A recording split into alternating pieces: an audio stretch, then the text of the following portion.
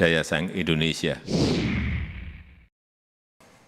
Kalau ekonomi dunia sedang tidak baik-baik saja, lalu mengapa kita bisa dengan percaya diri mengatakan Indonesia ekonominya baik-baik saja? Bersama saya Ketua Umum Kadin, Bapak Arsyad Rashid.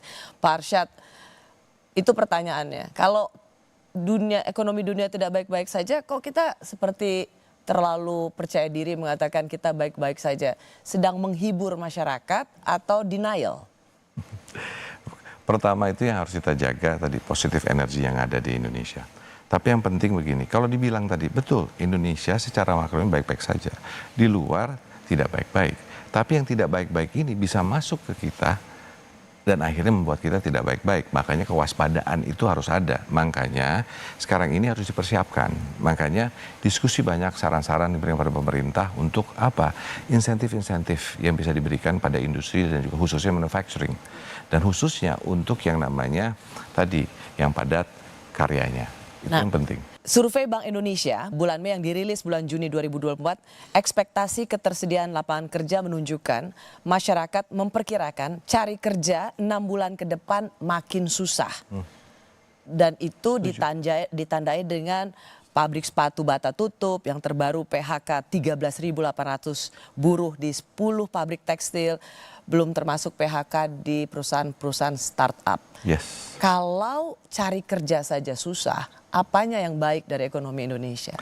Jangan dilihat dari sisi itu juga sekarang. Tadi ya memang ada yang di PHK dan semuanya dan harus ada insentif-insentif khusus yang diberikan tadi. Tapi bicara lapangan pekerjaan, ini memang permasalahan yang besar. Yang dimana kita mempunyai populasi bonus demografi kita yang mudah-mudahan ini banyak. Sekarang pertanyaan jumlah investasi yang kita masuk dan untuk menyiapkan lapangan pekerja itu sudah sampai di mana? Dan juga digitalisasi yang ada, itu dengan adanya digitalisasi, itu yang namanya mengurangi jumlah pekerjaan.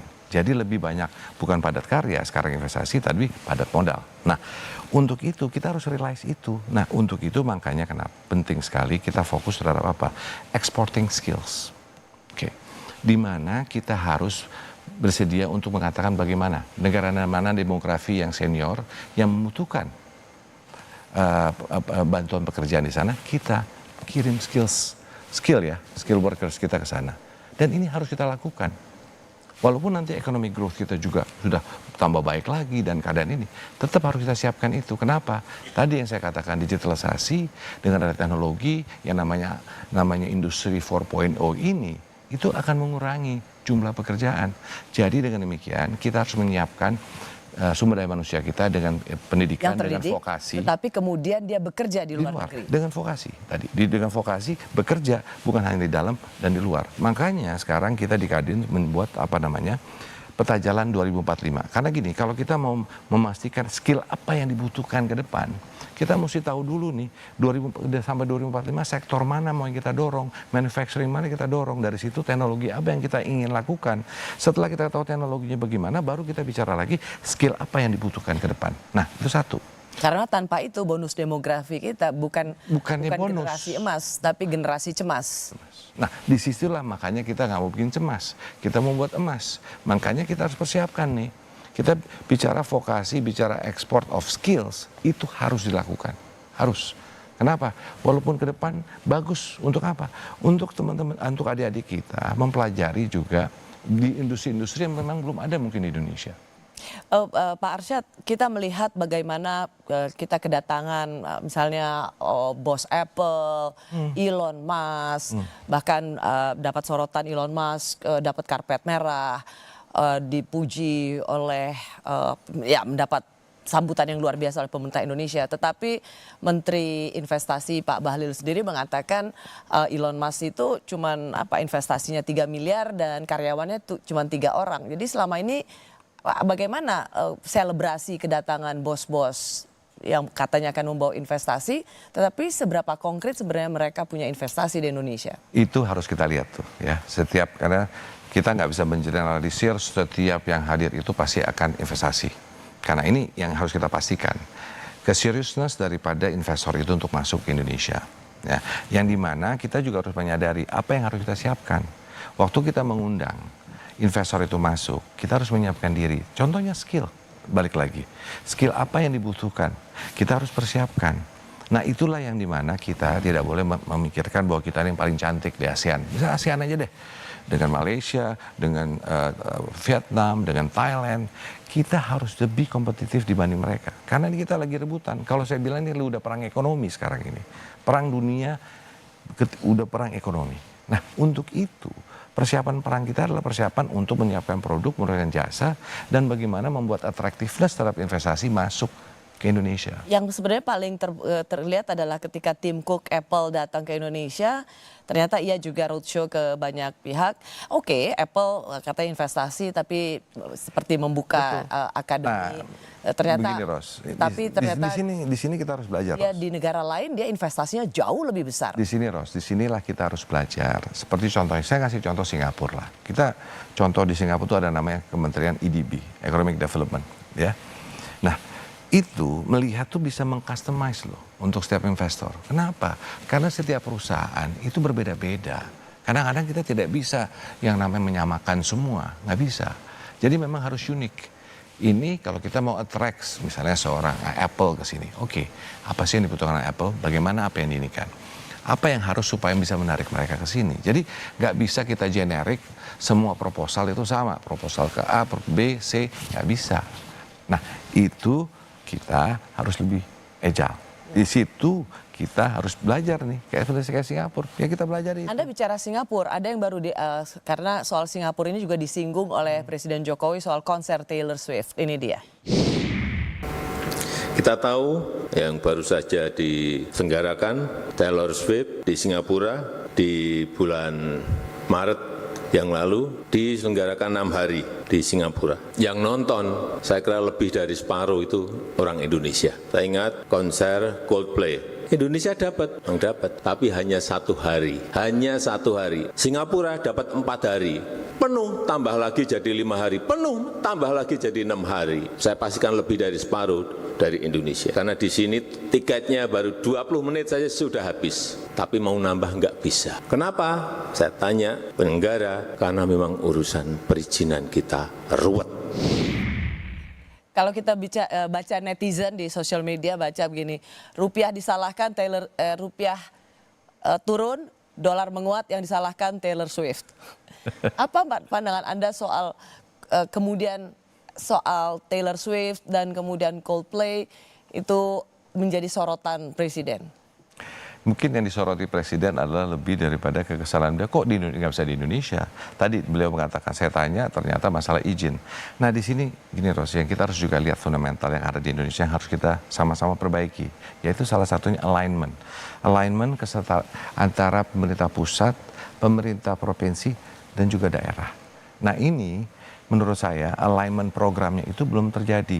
Nah di mana sekarang ke depan ini kita harus ada alignment itu. Supaya apa? Sisi pemikiran eksekutif dan legislatif yang ada di pusat, provinsi, dan juga kabupaten kota harus mempunyai suatu alignment. Ya, maksudnya jadi polusinya bisa pas. Jadi sama kan antara pusat sampai daerah ada alignment. Betul. Kesamaan pandangan. Tetapi bicara soal konser, ini bukan melulu soal izin.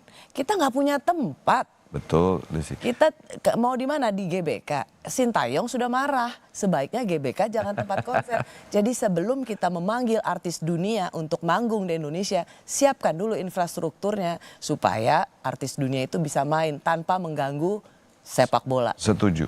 Infrastruktur satu hal, tapi tadi perizinan ini juga jadi masalah. Sebetulnya kalau bilang tempat, Ros, kalau kita serius mau ini tempat itu bisa di magic. You can create tempat misalnya seketika. Tapi kan hal-hal yang lain ini yang harus kita perhatikan gitu loh. Nah, saya setuju infrastruktur dibangun buat konser, tapi kan sebetulnya kita punya kota-kota tuh beautiful. Coba Labuan Bajo misalnya. Coba kita buat sesuatu di sana, konser di pinggir pantai, ditutupi itu dulu, nggak perlu juga dibangun dahulu.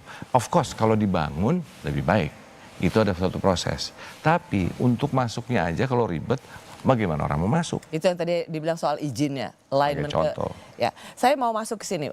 Litbang Kompas Pak Arsyad, survei kepemimpinan nasional yang dilakukan oleh Litbang Kompas 27 Mei hingga 2 Juni itu menunjukkan kepuasan terhadap kinerja pemerintahan Jokowi Ma'ruf Amin di posisi tertinggi dalam 5 tahun kepemimpinan mereka itu 75,6%.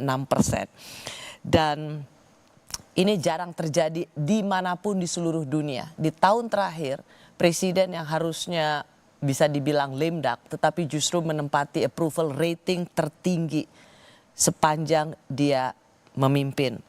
Tetapi ketika itu didetilkan mengapa tingkat kepuasan tertinggi terbesar adalah karena menerima bansos. Pertanyaannya adalah apakah ini bisa menjadi model kepemimpinan ke depan dan apakah ini baik untuk ekonomi kita? Bansos itu kalau kita bicara Pancasila ada yang namanya keadilan sosial bagi rakyat Indonesia. Bansos ada bagian daripada instrumen itu. Tapi pertanyaannya sekarang bukan lebih terhadap bansosnya, lebih terhadap datanya. Kita harus melihat bansos ini memang diperlukan untuk yang memerlukan.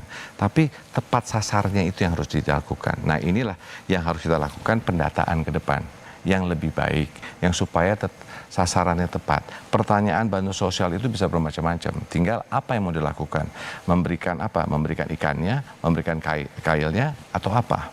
Nah tapi kalau bicara bansos tadi saya katakan lagi bahwa bagaimanapun kita negara yang memang keberagaman, yang kondisinya ada ekonominya baik sekali dan masih ada yang rendah. Kita harus melihat membantu yang ini. Nah, hal ini tapi dengan cara tepat sasaran dan programnya yang tepat. Jadi kalau bicara bansos, saya itu bagian daripada suatu yang saya katakan sebagai ekonomi Pancasila, ekonomi gotong royong kita. Tapi bukan berarti itu harus terus berlanjut karena harapan kita nggak ada bansos lagi. Yeah. Harapan kita ekonomi itu tinggi, kita menjadi sejahtera, nggak perlu ada bansos lagi.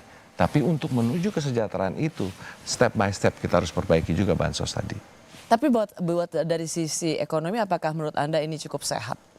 Tadi kalau kita bicara purely bansos saja, tadi tepat sasaran dulu deh yang kita lakukan. Pendataannya bagaimana? Nah makanya kalau saya lebih condong untuk fokus terhadap ekonomi growth tadi. Kenapa? Karena itulah yang kita harus fokuskan supaya apa? Supaya tadi yang namanya lapangan pekerjaan ada, yang namanya tadi untuk bicara bagaimana supaya kesejahteraan dari setiap orang di Indonesia ini memang punya kesetaraan. Itu yang penting. Nah sekarang ekonomi growth-nya, bagaimana kita memastikan kesetaraan di seluruh Indonesia. Bukan lagi di Jawa, tapi bagaimana di Indonesia Timur misalnya. Bukan hanya di Barat, tapi Timurnya bagaimana. Nah ini yang penting, economic growth dengan memastikan fairness terhadap growth tadi. Jadi ini cukup menjadi salah satu pertimbangan karena mengurangi bansos menjadi tidak populer di masa kedepannya. Pertanyaan saya sekali lagi, ini baik nggak buat ekonomi? Tadi balik lagi Ros, bahwa keinginan kita tidak ada bansos akhirnya. Okay. Kenapa? Karena supaya kalau tidak ada bansos berarti kita ini sudah sejahtera. Sudah tidak ada lagi yang namanya kemiskinan. Dan itu adalah tujuan kita. Nah, jadi untuk itu saya lebih fokus ingin memastikan bagaimana memastikan economic growth supaya ada kesejahteraan, supaya kemiskinan itu boleh dikatakan nol nantinya. Itu harus menjadi dream kita. Oke. Jadi fokusnya harus di sana. Akhirnya dengan sendirinya, Ros, bansos akan berkurang. Di Pilpres 2024, Arsyad Rashid menjadi ketua tim pemenangan nasional Ganjar Pranowo Mahfud MD hingga nonaktif sebagai ketum Kadin. Kini saat Arsyad Rashid aktif kembali sebagai ketum Kadin, muncul isu agar ia mundur dari jabatannya. Apakah ini bermuatan politis? Kami kembali sesaat lagi.